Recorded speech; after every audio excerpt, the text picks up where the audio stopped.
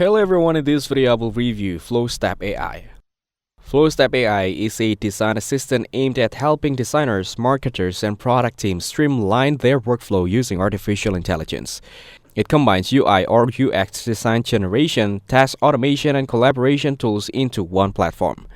When you open Flowstep AI, you can start by describing the kind of UI or design you want, like a landing page, mobile app screen, or dashboard. The AI quickly generates a layout based on your input. Then you can customize the design, tweak components, and even export it to Figma or similar tools. One of its standout features is the ability to auto-generate entire user flows and design systems. This makes it ideal for early-stage prototypes, pitch decks, and fast-paced iterations.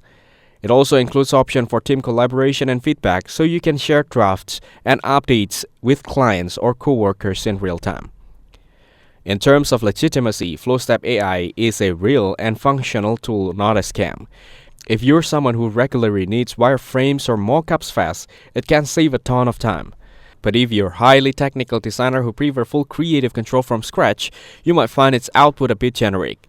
Overall, it's worth trying if you want to speed up your design process and don't mind working with AI-generated layouts as a base.